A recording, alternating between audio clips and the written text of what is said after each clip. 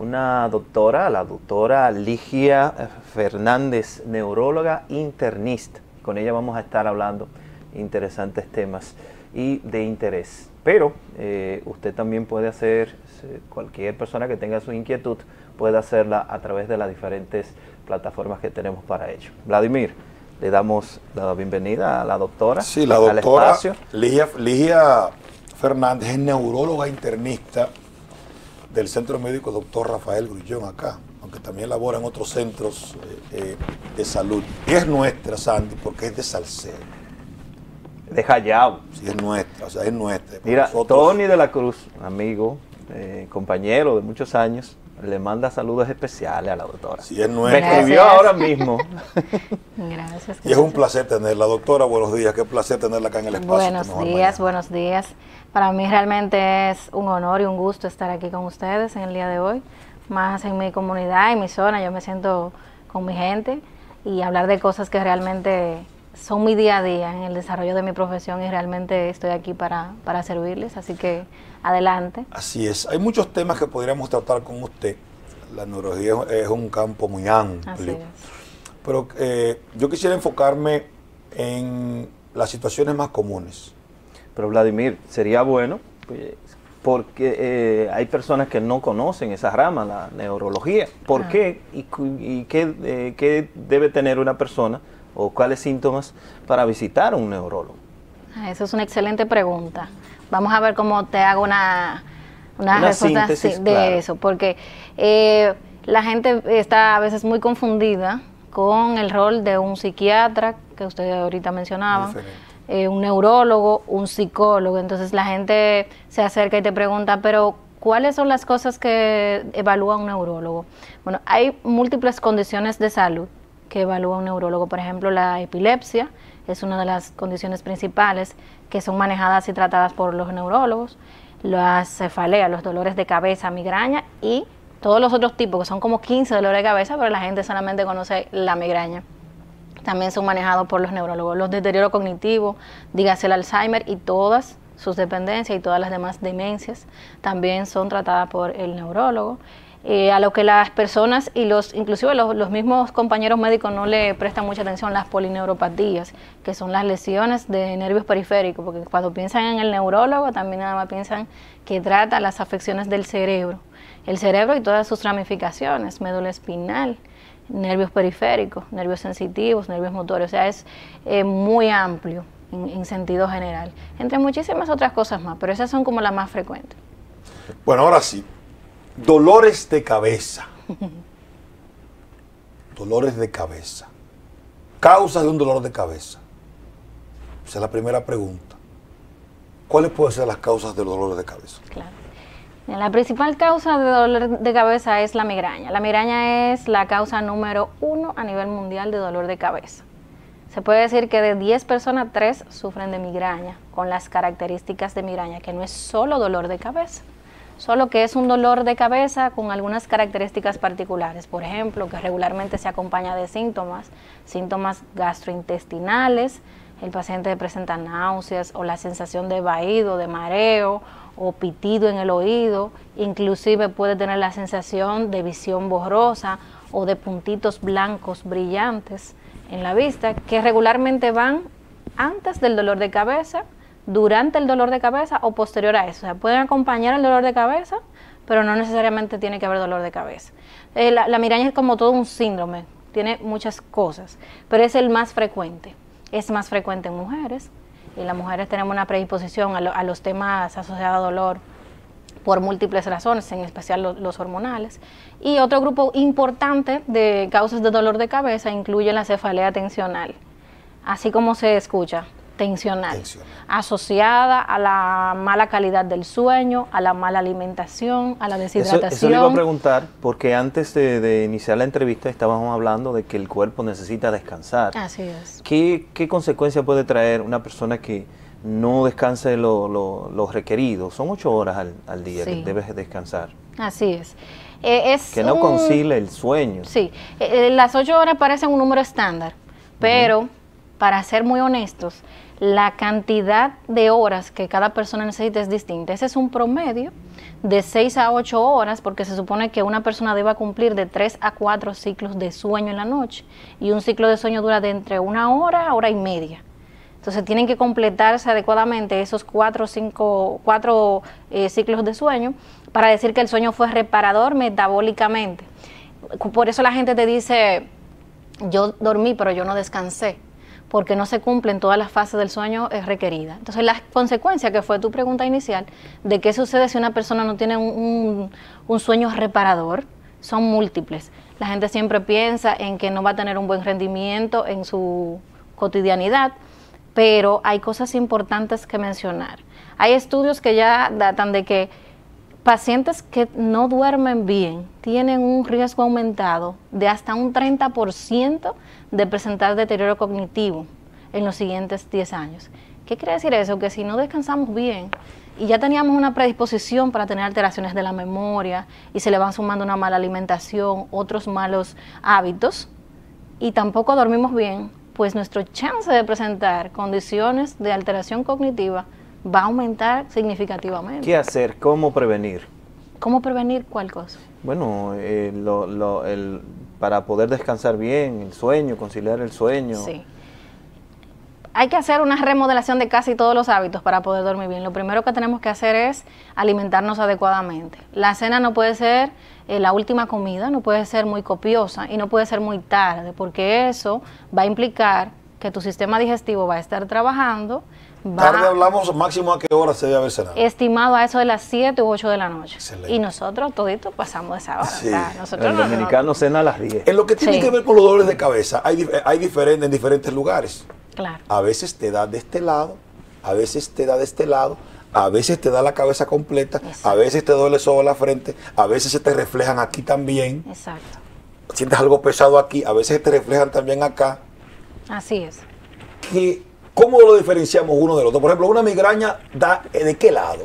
Exacto, es una muy buena pregunta. La migraña regularmente es un dolor de cabeza, el dolor de cabeza que incluye es un dolor de cabeza unilateral. Un solo lado. Casi siempre se presenta del mismo lado, puede lateralizarse en algún momento cuando ya está muy elevada la intensidad. Intenso, agresivo, leve, ¿qué tipo? De leve a moderado, no suele ser un dolor de cabeza muy intenso, pero sí es perpetuo, o sea, se permanece, aunque no sea de una intensidad alta. Y casi siempre se acompaña de todos los síntomas que hablábamos: náusea, sensación de mareo, pitido en el oído, una sensación de disgusto o como de malestar por la luz, inclusive a los olores. Hay personas que los olores le desencadenan las crisis de migraña y le empeoran las crisis de migraña.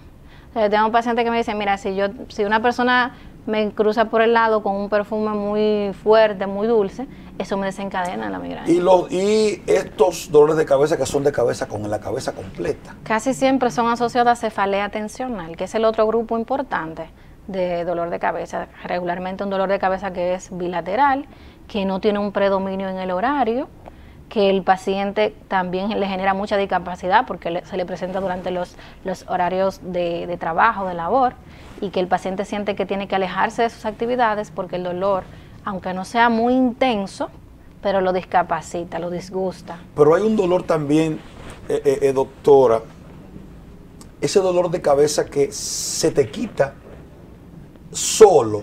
Si te distraes, lo tienes, te distraes, se te quita, te masajeas la cabeza ligeramente, te das masajes en la cabeza y se te quita. Pero después que se te quita, a las 2 o 3 horas, vuelve. Sí. ¿Qué es eso? ¿Por qué se quita sin medicamentos y otros no? Puede suceder, dependiendo del grado de dolor, puede ceder solo el dolor. Pero regularmente ese tipo de dolor que es autolimitado, se quita, tú haces algún movimiento, algún tipo de actividad y mejora. Regularmente son asociados, por ejemplo, a la ingesta de algún alimento que produce, por ejemplo, el picante. Aunque ustedes no lo crean, el aguacate. ¿El aguacate? El aguacate se asocia a dolor de cabeza. Está bueno. ¿A usted le gusta el aguacate? Me encanta, me fascina. Siempre. Por ejemplo, otras comidas importantes, el exceso de cafeína. El café es bueno cuando uno tiene un poquito de dolor de cabeza, pero el exceso de al día también. La deshidratación es una causa importante, que regularmente lo que el paciente hace instintivamente es que corrige el grado de deshidratación, mejora y asocia que el dolor de cabeza mejoró porque se dio un masajito o porque se relajó un poco, que también funciona. Sí, técnicas, relajarse y cerrar los ojos también. Sí, claro que sí. Existen inclusive dispositivos que consisten en la colocación de compresas frías, vienen preparadas, o gorros para pacientes que son sufridores de migraña de manera crónica, que se le coloca inclusive para dormir, como un gorrito como plástico, con un material especial, que mantiene la buena temperatura y eso lo mejora, porque hay pacientes que mejoran. Se le iba a preguntar, ¿qué debe hacer una persona que constantemente sufre de migraña? El ideal es que reciba una evaluación por un neurólogo, porque requiere la clasificación del dolor de cabeza. En el mercado hay 1 millón de cosas, en todas partes tú encuentras 1 millón de medicamentos que sirven para mejorar el dolor. Ahora, es importante decir, a propósito de que estamos aquí, de que hay medicamentos de eso que están contraindicados en algún tipo de dolor de cabeza. ¿Y qué pasa? Que el paciente empieza a hacer dolor de cabeza en rebote por el uso excesivo de ese medicamento. Entonces requiere una adecuada evaluación, porque inclusive a veces nos vemos en la necesidad de limpiar al paciente de los medicamentos que le está utilizando, así mismo, como si fuera una droga. Como si fuera una droga. Vamos a limpiarte y empezamos de cero, con otro tipo de medicamentos que a veces el paciente no entiende y dice, pero si yo lo que tengo es dolor de cabeza, ¿por qué me están poniendo un antidepresivo? Pero el antidepresivo tiene una acción diferente para el mecanismo del dolor de cabeza. Entonces, es un poco complejo. No es como un simple dolor de cabeza, pero el ideal es que vaya, se evalúe con un especialista, se clasifique ese dolor para darle el medicamento que sea más atinado. Hay una pregunta, doctora, en lo que tiene que ver con hipertensión. Hay una confusión. Me duele la cabeza, tengo la presión alta. Sí. ¿Es la hipertensión hace que duela la cabeza o el dolor de cabeza hace que suba la presión? Hay una gran... mucha gente se confunde con ese punto. Me duele la cabeza. Pero realmente cuando te duele la cabeza es normal que tengas la presión alta. ¿Cuál de los dos? ¿La hipertensión hace que duela la cabeza o el dolor de cabeza hace que suba la presión? No. Por el mecanismo de producción del dolor de cabeza, hay un tipo de dolor de cabeza asociado al aumento de la presión. Tiene características particulares. Regularmente es un dolor de cabeza que incluye el cuello y la parte posterior de la cabeza, y es lo más regular. No necesariamente porque te duela la cabeza tiene que subirse de la presión. Tiene que ser un paciente que sea muy sensible, que esté maltratado para la presión, que no esté llevando la medicación adecuadamente, y regularmente esas causas de aumento de la presión arterial, que es el otro contexto, aumento de la presión arterial que da dolor de cabeza, es un paciente que tiene otras cosas. Es decir, su sistema vascular cerebral tiene otras condiciones que lo predisponen a que le duela la cabeza, ¿verdad? Pero no necesariamente es que el dolor de cabeza te sube la presión. Porque veo que hay personas que le ponen un analgésico en emergencia y después le toman la presión y con el analgésico le baja la presión. Sí, lo que sucede es que el dolor de cabeza es una experiencia muy desagradable. Entonces, cuando las personas van a la emergencia por dolor de cabeza, piensan, tengo una trombosis, tengo un tumor. El que tiene dolor de cabeza por 3 meses, lo primero que piensa es que tiene un tumor. Y no necesariamente. No, claro que no. Hay muchas claro cosas. No. O problemas cardiovasculares. Entonces eso trae una influencia importante en el comportamiento del paciente. Y entonces eso hace que sí, indirectamente se te suba la presión. El hecho de someterte a una emergencia y ver todo el panorama ya hace cambios en ti. Eso puede ser. Pero es que te mejoran el dolor de cabeza, tu sistema entiende que el dolor de cabeza es una alarma, y entonces él empieza como cuando hay un incendio en un lugar. Cuando se apaga la alarma, como que todo se calma. Entonces, doctora, así funciona. La epilepsia, hay mucha gente, ¿eso se cura o no? La epilepsia. Es una pregunta frecuente de la consulta. Realmente la epilepsia, como toda una condición neurológica, no se cura. Hay terapias que están destinadas a controlar perfectamente esa condición, pero es algo muy propio del paciente. la epilepsia. Es decir, regularmente es un cerebro que ya viene con una determinación de unas redes neuronales destinadas a descargar inadecuadamente y que a veces requieren diferentes tipos de tratamientos. Que hay medidas más definitivas, por ejemplo, hay cirugía para epilepsia, cuando hay focos epileptogénicos que se pueden ¿Cuándo requiere identificar. una cirugía? Cuando se puede identificar un foco epileptogénico, o sea, se hacen una serie de estudios donde se puede determinar cuál es el área específica que crea la crisis, eso se puede eliminar y regularmente al paciente le va muy bien. Hay pacientes que tienen tratamiento continuo. Así es. ¿El que sufre de epilepsia debe tener un tratamiento continuo o eso va a depender? Regularmente sí, pero hay unos periodos de tiempo que se llaman periodos de libertad de crisis que se toman en cuenta y que lo debe de saber el neurólogo. Es una información como que no es para el público en general, porque entonces todo el que sufre de epilepsia ve esa información y dice, pero yo tengo tantos años sin convulsionar, yo voy a dejar mi medicamento. Pero hay una serie de condiciones. Eso lo determina el Exacto, hay una serie de médico. condiciones que se deben de cumplir y decir, este paciente está en libertad de crisis, no tiene una condición perpetua de crisis, vamos a valorar retirarte paulatinamente el medicamento porque tampoco se quitan de golpe y vemos cómo te va en la evolución en el tiempo. Y les va bien, o sea, les va bien. Hay mucho que sí se puede hacer eso, con la cautela y el conocimiento necesario. ¿Qué puede causar la epilepsia? Porque hay gente que sufre un tipo le digo esto porque yo sufría de epilepsia. Claro. Y unos ataques. Exacto. Como falta de aire, oxígeno. Regularmente hay una causa pura de epilepsia, como te explicaba anteriormente, que es cuando hay un conjunto de redes neuronales que ya nacieron y se distribuyeron anormal, descargan anormalmente. Eso es la epilepsia como más pura, la forma de presentación primaria, como la presentan los pacientes como desde la infancia. Pero hay un conjunto de causas, por ejemplo, el trauma, pacientes que tienen trauma craneoencefálico, tienen un golpe en la cabeza, que esa área, a partir de ese golpe, empieza a tener descargas inadecuadas, los pacientes que tienen accidente cerebrovascular, las causas infecciosas como la meningitis, la encefalitis, entre muchísimas más. Pero esas son las más frecuentes. Doctora, ¿dónde podemos verla en la provincia de Hermanas Mirabal a usted?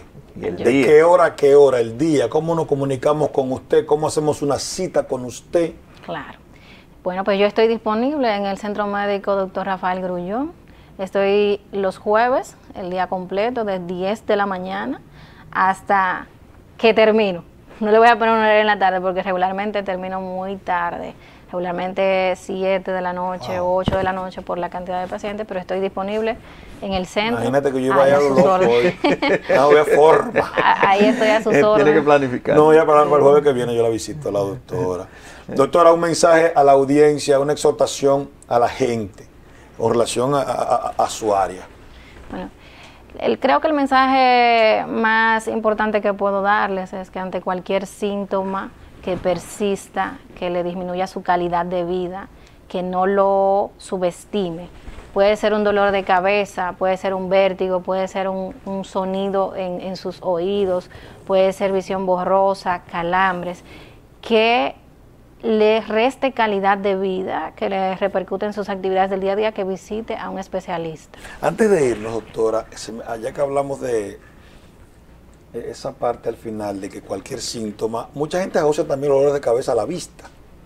Así También es. los asocian a la vista. Sí, así es. Por ejemplo, hay condiciones oftalmológicas que pueden producir dolor de cabeza. El glaucoma, que es el aumento de la presión dentro del ojo. El ojo maneja unos niveles de presión, el globo ocular. Cuando aumenta la presión en el ojo, se refleja en el paciente con dolor de cabeza. Un dolor de cabeza un poco característico porque suele ser detrás de los ojos, suele ser bilateral y regularmente se acompaña de cambios en la agudeza visual, en cómo el paciente ve. O sea, regularmente van muy de la mano ese tipo de dolor de cabeza. Bueno, las gracias, Sandy, a la doctora Ligia Fernández, Sí, nuestra del municipio de Salcedo. ¿A qué nivel?